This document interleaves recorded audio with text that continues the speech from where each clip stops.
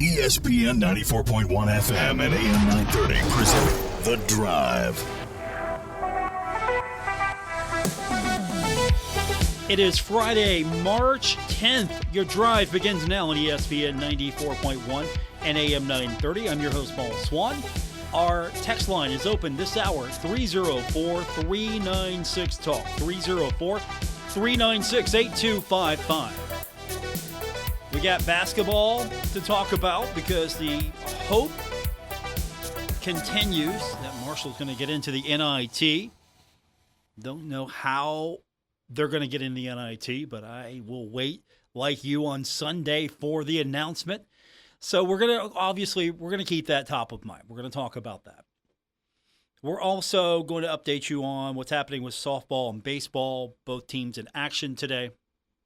But we've got to talk about first what happened this morning. So I got the notification, and the first thing going through my mind is, oh no. Because the announcement goes out, Marshall announces leadership change for women's basketball. And first thing I thought was, oh, Marshall's let Tony Kemper go. And thankfully, it wasn't that scenario. Instead, Tony Kemper making the announcement that he accepted the same position at Central Arkansas. So he has resigned as the basketball coach for the women's program. Personally, I am... sometimes you cover a team and you build bonds and relationships with people. It's going to happen.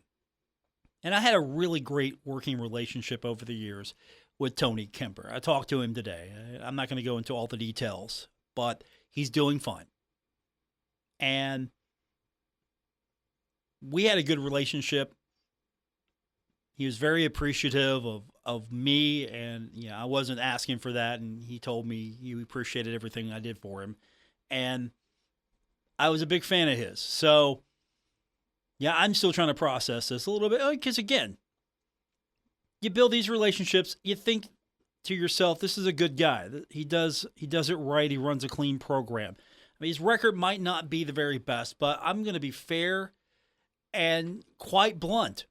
Sometimes he didn't have the resources he needed. There were times where staffing levels were very low for Marshall, and so I think he did the very best he could with what he had. Now, I think Marshall is going to be on the upswing, but he takes this position, leaving Marshall, going to Central Arkansas. In talking to him, this is the right move for him, and I respect that. So now Marshall's on the hunt for a coach. And then following this announcement, the name that kept coming up, not just on social media, but a couple of people have said to me today that Marshall needs to go after Kim Stevens, head coach of Glenville State. The Glenville State Pioneers head coach, Kim Stevens, needs to be the first phone call if that call hasn't already been made. If you don't know her resume, it's pretty spectacular, including a Division II title last year. Now, Glenville State's in action. That's coming up. They're in the Atlantic Regional. They're the 1 seed, taking on Elizabeth City. So we're going to be following along Glenville State, see how well they do this year in that program's quest to win another Division II title. But Tony Kemper leaves Marshall with a 17-14 record this season. He was 9-9 in Sun Belt play. Lost in the quarterfinals to JMU. JMU ultimately won the Sun Belt on the women's side. Lost that one 62-43. Overall, coach's record was 79-90, 46-56 in league play. And I felt that he was close. There were signs of this program is maybe better than that record. There's signs that this program is going to turn the corner because there were some lean years. And honestly, I don't think COVID helped. COVID didn't help a lot of programs. I think that the resources were not available to the women's program. And look at what's happening now at Marshall University. Things are turning around in so many ways. So this isn't a bad program for a coach to step into and try to take it to the next level. Not at all.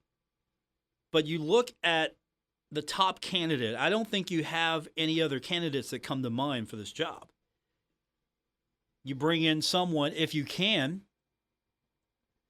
who last year won as the coach the title, the Division II title.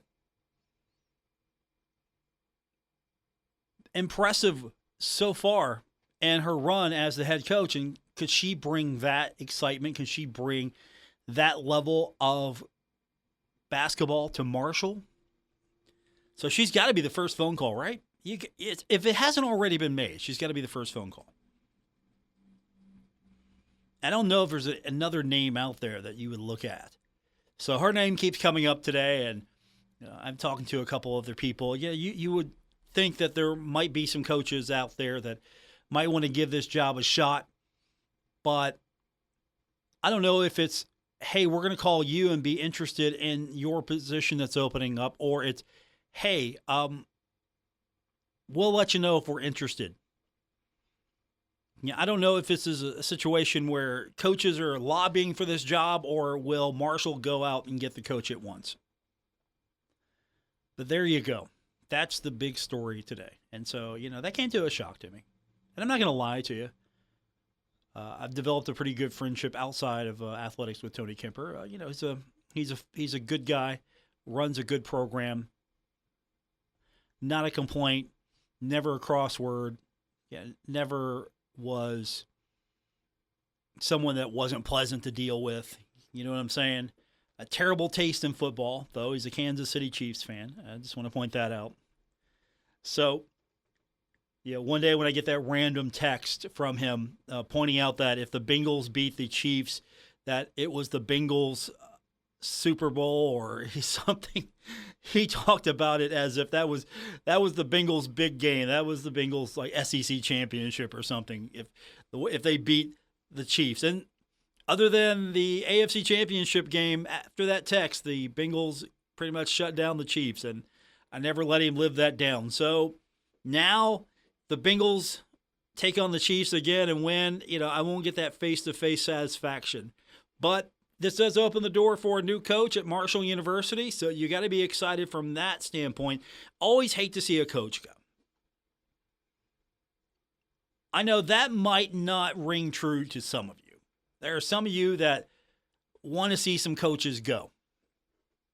There are some of you that have called me over the years wanting to see coaches go. There have been some of you that have called me over the years wanting me to help push the coach out.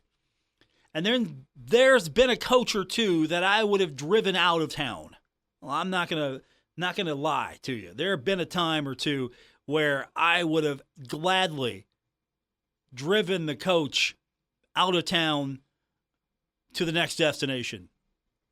Helped them pack. That was a long time ago. I'm far, far, far more kinder and gentler now. I've mellowed. I think I've mellowed in my old age. I don't know. I really do. I think I've mellowed a little bit. I'm not as all full of fire and venom like I used to be. I don't think so anyway. So our text line this hour is 304-396-TALK, 304-396-8255. We'll discuss this a little bit further. What do you think? You think we're onto something here? Kim Stevens, Glenville State, should be the first and only phone call to be the next head coach at Marshall University. You bring someone in who, again, is a proven winner, a graduate of Glenville State, a Parkersburg, West Virginia native, successful. You win a national championship, you got to be doing something right. Or if you compete for national championships, you got to be doing something right. mean, look at Chris Grassi. You brought him up. He brought you a national championship. And so this could be an opportunity for Marshall to reinvest in women's basketball the way that the program is already reinvesting in baseball. I see it, and hopefully all the other sports. So we'll get into this more. 304-396-TALK, 304-396-8255. Are there other names out there? Every athletic director should have a short list at all times. It should be an exercise. There should be like a little folio, a little notebook, or you keep it on your phone. I don't know. Like, if I lost this coach today, whose number can I call tonight? If Coach Huff left tomorrow, who can I call? If Coach D'Antoni is no longer with the team, who can I call? And the list goes on and on. You should always have sort of in the back of your mind, okay, if that position opens up, I know the next coach we're going to. I know what direction we might look at. So maybe there's already a short list, but if Kim Stevens isn't on that list from Glenville State, guess what? We're going to put her on there.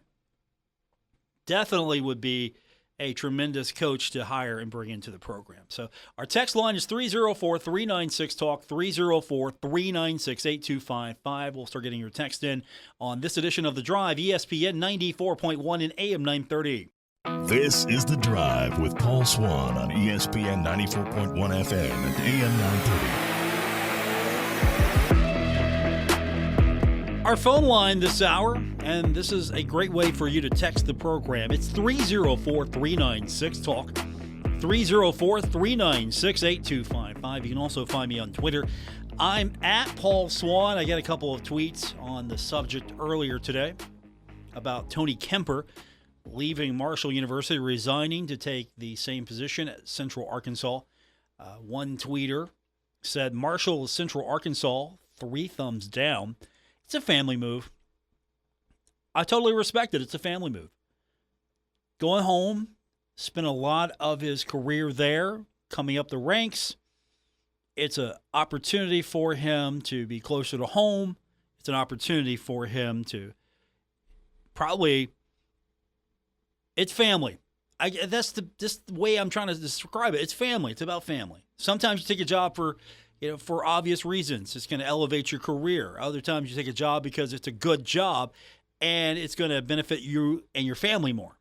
So, sometimes you take jobs not because you want to leave Marshall. And honestly, when I talked to Coach earlier, and again, I'm not going to get into all our details, but he told me, he said, I always wanted to be a son of Marshall. I mean, he put in 11 good years at Marshall University. That's a lifetime for a lot of coaches. So he always wanted to be a son of Marshall, and he definitely put in the work, and he bled green. He was a herd coach through and through. So this is a family move. Got to take care of your family. Also from Twitter, this is not a lateral move. No, it's not a lateral move. It's a move to go into that position that's best for you. I mean, sometimes you take a position because it's better for you. If you're looking for a spot higher up the rung, you're trying to climb that ladder, I don't know if you take this position or not. And, of course, the name came out earlier today as well that, Glenville State head coach Kim Stevens should get an interview. From our text line, absolutely, Kim Stevens is a heck of a coach and comes from a basketball family, but Marshall will have to invest in women's basketball because Glenville State has to keep her after last year. If Marshall does not get her, some other D1 will eventually. And texter adds, her father was a good high school coach and played at Pitt. 2 sisters play D1 basketball as well. If you want to upgrade your coaching position, doesn't matter the position. This is football, basketball, baseball, any sport that you have, if you want to upgrade, you're going to have to invest in the program. And you bring in a new coach, of course, a new coach is going to come in and want certain things. Going to evaluate the program, look at the opportunity. I mean, there'll be some coaches that take the job because it's a great opportunity. Hey, it's an opportunity to move up. I get to be a D1 coach. There are other coaches that know their value, and they'll come in and go, okay, if you want me to do this right, here's what it's going to have to be. This is what we're going to need here out of this program. And in the release, athletic director Christian Spears said that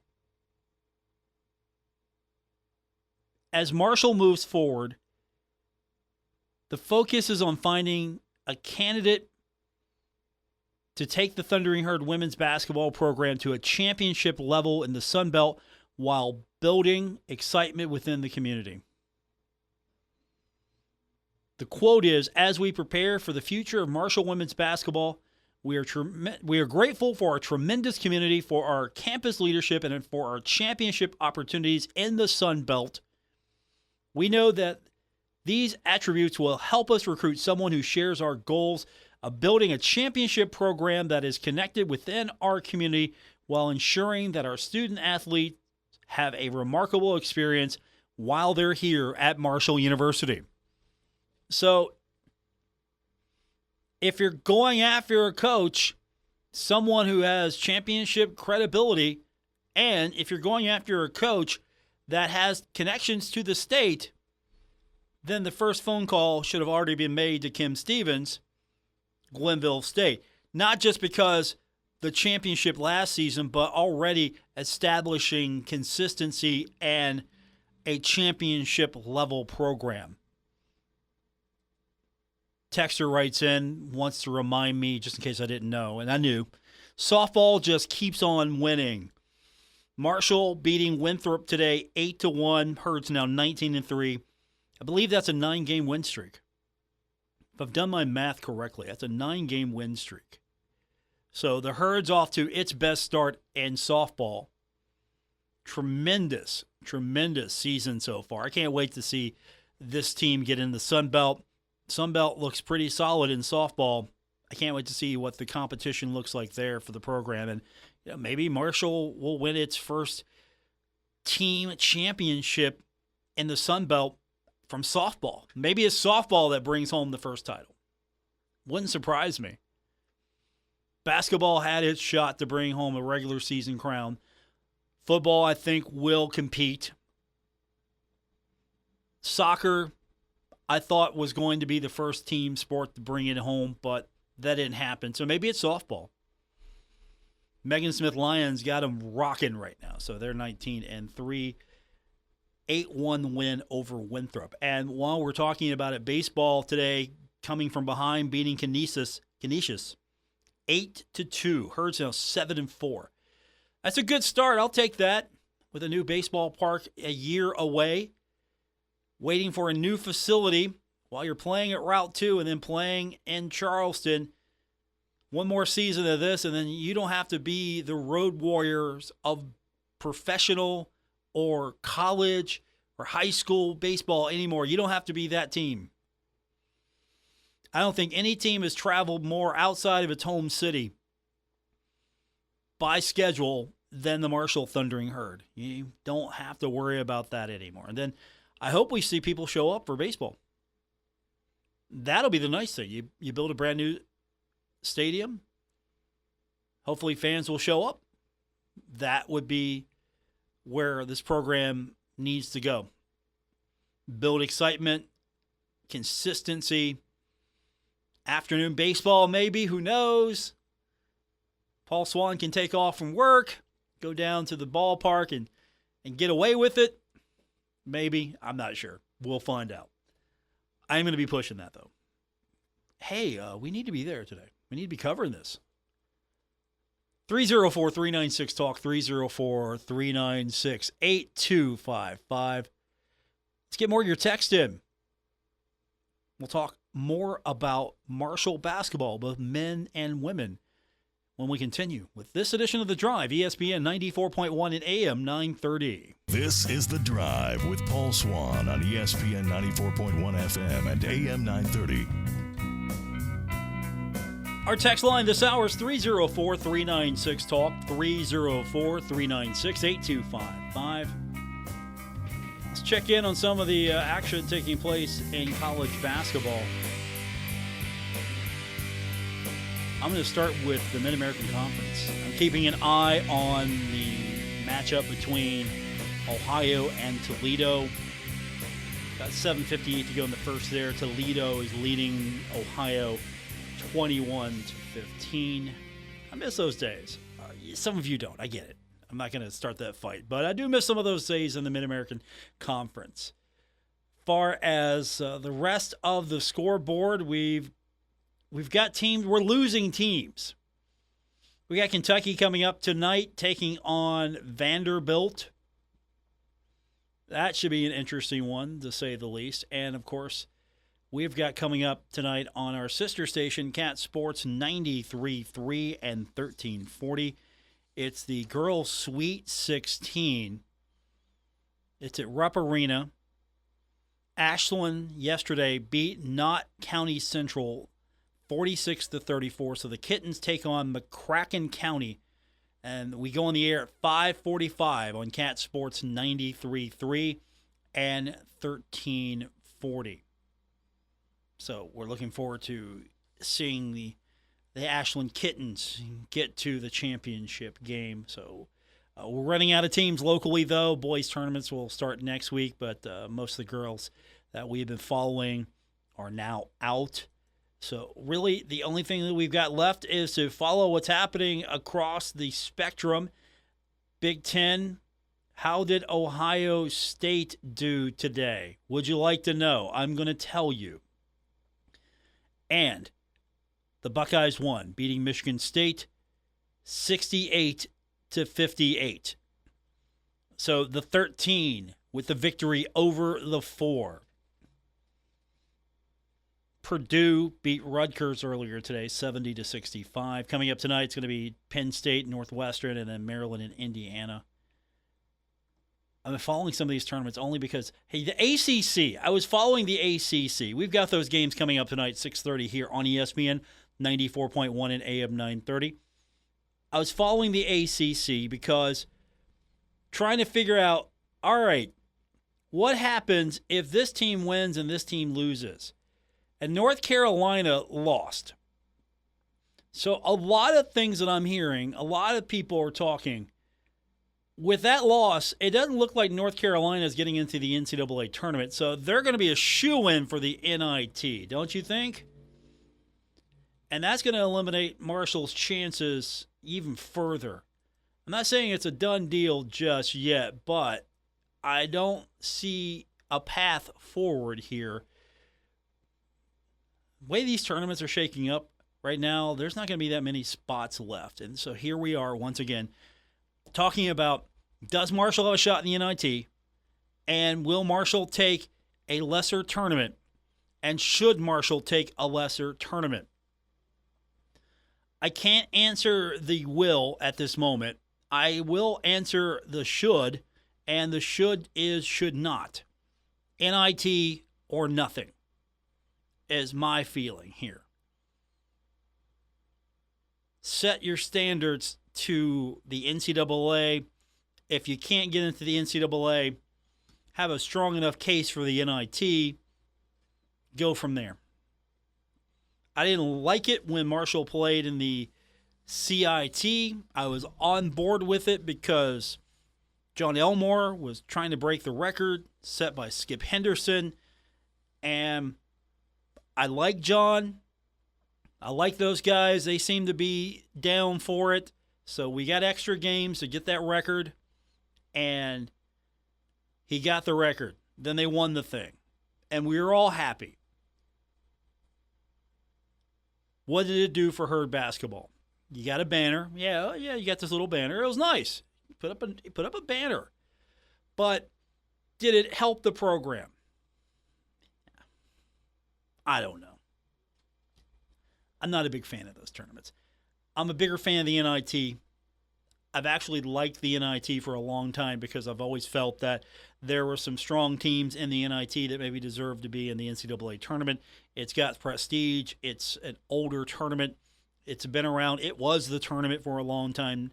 You know, not living in the past here, but it's got some prestige to its name. You win the NIT, you've accomplished something.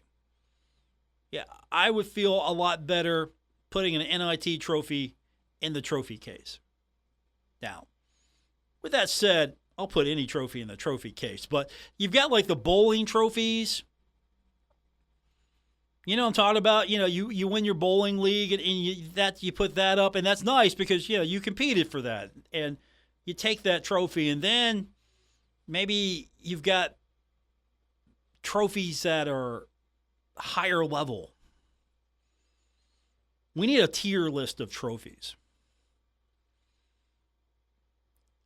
I'll put bowling trophy mid maybe, only because, hey, it's hard to bowl. You just don't go out there and throw that thing. Think about it. All right. Text line 304-396-TALK, 304-396-8255. My favorite kind of text. You have permission. You are allowed to disagree with the host. And I will put your text front and center. Texter says, I have to disagree, Paul. I'd be thankful for any postseason tournament. We can keep playing and get more exposure. Get something to salvage the season. What are they playing for, though? Are they playing for exposure? I mean, what kind of exposure are we talking about here? How many people are tuning in to watch the CBI? How many people are tuning in for that? Marshall fans are tuning in. Sure, Marshall fans would tune in. Better believe it. If Marshall's playing in the CBI, Marshall fans are tuning in. If you go to the CBI, though, there's no home games. Daytona Beach is where those games are being played. So if you win the CBI, how does that salvage the season? Yeah, you get a trophy. And again, trophies are cool. I like trophies. I like winning things. Absolutely like winning things. But what's the value of playing one of those tournaments? Is it to say you won something?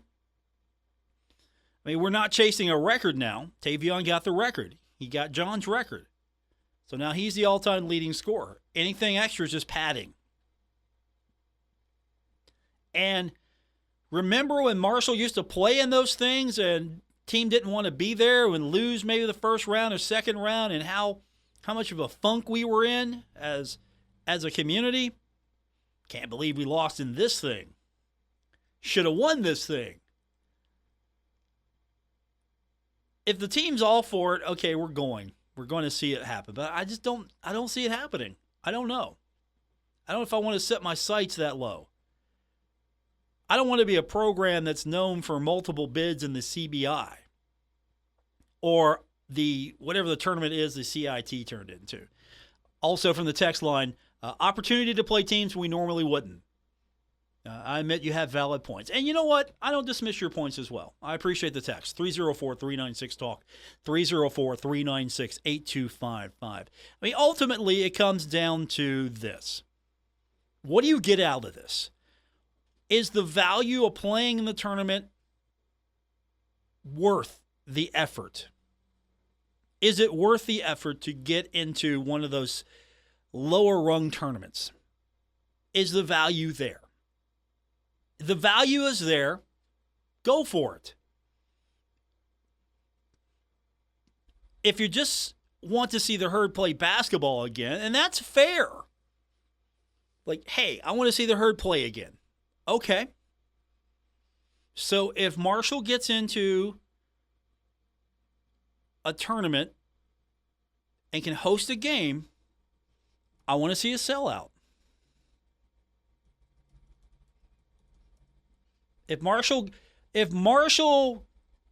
gets into, say, the NIT and can get a home game, I want to see a sellout. I would love to see a sellout for that.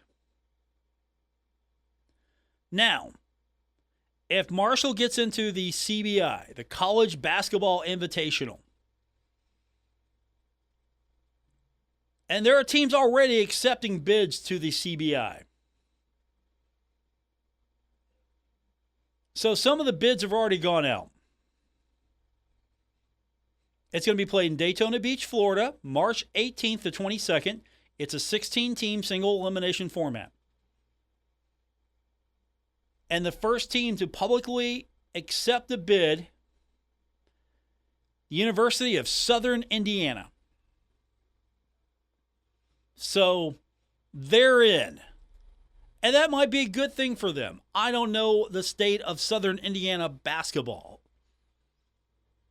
Now, if you look at the other tournament, and the CBI to me, probably of the two that follow the NIT, the CBI seems to be maybe the more prestigious of the two.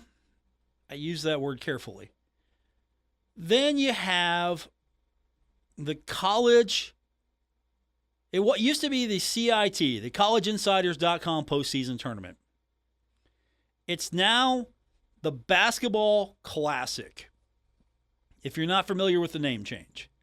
The Basketball Classic. It is presented by Eracism. And here's the deal with this tournament. It is a tournament. It's announced after the NIT, and I don't have the schedule for it this year. Here's the deal with this. I don't know if this is going to bring exposure to the herd. That's the one thing. I just don't know if this is going to bring exposure to the herd.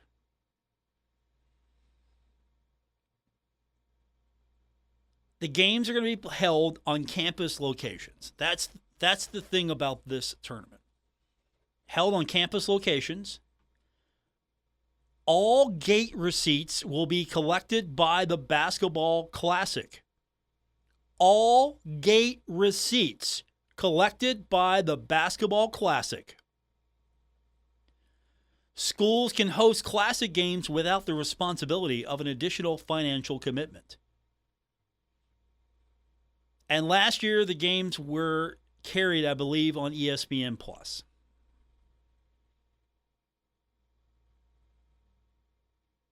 If I understand correctly. If I understand how this thing works this year.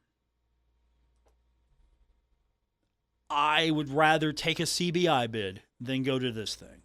If you have to pin me down, like, okay, Paul, we're taking one. Which one do you want? I'll take the CBI. But keep that in mind. You're going to be playing on campus locations. Okay, that's fine. That's fine. Held on campus locations. All gate receipts will be collected by the Basketball Classic. So it's not one of those situations where you're trying to lobby for the home spot, right? How many people are going to go to this thing? And if you tell me that Marshall got into the Basketball Classic, that the Cam Henderson Center will be sold out, and if you could show me that, I'd be all for it. Absolutely. Sell out the Henderson Center for the Basketball Classic. I think I'd rather take the CBI if I'm taking a tournament, but that depends on the mood of the team also. We haven't factored that in. How's this team feel? Does this team want to end the season or play in this tournament? Or does this team think that, okay, we've done what we've done and we're good with it, and the team members that are coming back, we'll see you next year. 304-396-TALK, 304-396-8255. More coming up on today's edition of The Drive on ESPN 94.1 and AM 930. This is The Drive with Paul Swann on ESPN 94.1 FM and AM 930. Our text line this hour is 304-396-TALK, 304-396-8255. Back to the text line. When Marshall wins CBI, will you commit to wearing the striped basketball warm-ups to celebrate? I'm not buying one. If I'm provided with one, if Marshall wins the CBI, I will sport those warm-up pants. I want some new shoes in this, though. I'm going to throw this back. I want some Kelly Green shoes with those warm-ups. I get the full outfit, right? I get the full outfit. We're not talking just the pants. I get all the gear. If that's the deal. I get all the gear. I get Kelly Green shoes. I get the warm-ups. I get a personalized jersey, and I want Tavion Kinsey and Andrew Taylor to sign a basketball for me. That's my counter proposal. That's what I want. I know what I'm worth. And I think I'm at least worth some Kelly Green shoes and a basketball signed by Tavion Kinsey and Andrew Taylor. I'm worth that. 304-396-TALK, 304-396-8255. Of course, that would mean Marshall is actually going to play in the CBI. Which, if Marshall's going to play in one of these things, I'd rather it be the CBI than the Basketball Classic. Marshall's done that. Let's not go back. I'd rather not go to any of these, to be honest with you. But CBI, I'll take the CBI over the Basketball Classic. I don't see the value here. I don't feel that there's much value in these tournaments. The NIT, I feel like there's some value there. There's better exposure, a little bit more of attention. I think there's more prestige. These other tournaments have the dubious honor of being known as pay-to-play tournaments. So I don't think this builds the program up any. I really don't believe that this enhances the program. I don't think this helps propel you forward, especially with a guy like Tavion Kinsey no longer going to be there. This is it. I know there's some of you worried that Andrew Taylor might decide not to come back. And there's always that transfer portal that's wide open. Players might decide, it was real, but not for me. Once upon a time, if you would have told me that you could get some extra games in, I might be a little bit more willing to listen to you, because players just couldn't transfer out. Now, don't like the situation, can transfer out and find a new spot, get in the transfer portal, and then what have you done? Honestly, what have you done? It's a nice thought to think once upon a time, get some extra games. I mean, that was how Marshall football was so successful back in those 1AA days, because Marshall was playing in the postseason every year and making it to the championship game almost every year. Think of all the extra games the Thundering Herd got in that time span. When Marshall was cooking in the 1AA days, Marshall was getting all that extra time. That means extra time with the team, extra reps, extra everything. And a lot of that could carry over. And you just couldn't transfer a portal out. And the benefit when Marshall was in the 1AA days was players could transfer down. Marshall sort of like the destination. Player wasn't feeling it at Division I, could go down to 1AA immediately and be eligible. And it worked out with a program like Marshall being successful, winning games, competing for championships, and some of the best 1AA programs were able to take advantage of that. It's completely different now. You don't like the time of day. You don't like the weather outside Huntington right now. You could just transfer out, go somewhere else. It's not that easy, but you get my point. So we'll find out when we come back on Monday. When we re-adjourn on Monday, we're going to find out. Will Marshall, whatever happens, will Marshall be in a postseason tournament? Will it be the NIT? Will it be the Basketball Classic? Will it be the CBI? Or We'll be talking next week about Marshall not going to the NIT and then what is next for the program. I think that'll be a good time to reevaluate and see where everything's at for Marshall men's basketball. But if the Herd gets a NIT bid, which I don't feel happening, it doesn't feel like there's going to be an opportunity for the Herd to get into the NIT just the way everything's shaping up. And I don't think that a social media campaign is going to change anyone's mind. I'm all for it. I'm here for it. I would use every tool at my disposal, but I don't think that Marshall's going to get in by strength of social media lobbying. Tavion's a wonderful player, but will that be enough to get you into the NIT? I mean, he's a fantastic player. He was a delight to be around. He was tremendous to watch. It was a fun season. Unfortunately, fell short. And I don't know if the Sun Belt's got enough juice to get a second team in the NIT, especially the way that certain teams are falling out of conference tournaments. Thank you for the opportunity to be with you today. I appreciate it. I'll be back here on Monday. We will do it all over again here on ESPN 94.1 and AM 930. You can always join the program by texting in, and you can text every single day or tweet, especially Twitter. You can find me on Twitter at Paul Swann. Let me know how it's going.